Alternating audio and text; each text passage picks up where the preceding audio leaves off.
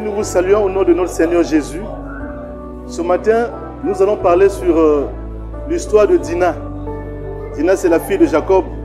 Son histoire se trouve dans Genèse au chapitre 34, du verset 1 à 12. Mais on parle jusqu'au verset 30.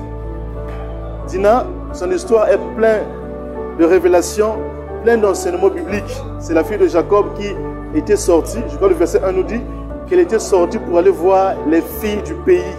C'est donc voir comment elle s'est comportée, comment elle parlait, comment elle s'habillait. Mais le fait qu'elle est sortie du campement, du camp, de la parcelle familiale, et elle est partie au-delà, et nous connaissons la conséquence, elle a été abusée. On l'a violée par Sichem, le prince de Canaan. Bien aimé, cet enseignement nous parle que nous ne devons pas aller au-delà de ce qui est écrit.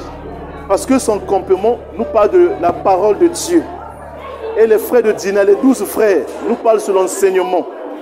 Et toutefois que nous partons, nous quittons l'enseignement, nous partons au-delà de ce qui est écrit, nous tombons dans la fausse doctrine. Nous tombons dans la séduction. Dans ce moment, l'ennemi est là pour nous séduire. Il emploie des moyens. Les frères de Dina, je disais qu'ils représentent l'enseignement. Paul nous dit ceci dans Éphésiens au chapitre 2, le verset 20, que nous sommes édifiés sous le fondement des apôtres et des prophètes. Et Jésus-Christ étant lui-même la pierre angulaire.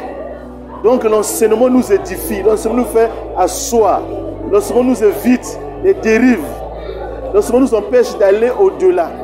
Et si nous faisons comme Dina, nous désobéissons, nous partons au-delà de l'enseignement, voilà les conséquences qui peuvent nous arriver. Dina, c'est aussi l'exemple d'Adam. Adam est parti au-delà de l'enseignement, au-delà de la parole de Dieu.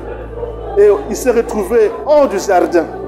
Dina également, quand elle est sortie de l'enclos, elle aussi, là-bas, elle a perdu sa gloire. Tout comme Adam avait perdu sa gloire, Dina a perdu sa virginité. Si nous, aujourd'hui, enfants de Dieu, nous partons au-delà de ce qui est écrit, nous allons tomber dans les hérésies, de la fausse doctrine.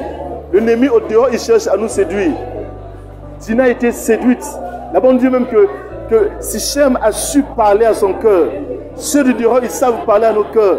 En tant qu'enfants de Dieu bien-aimés, veillons à ce que le monde ne puisse pas nous séduire par leur langage, ne puisse pas nous séduire par leur fausse doctrine.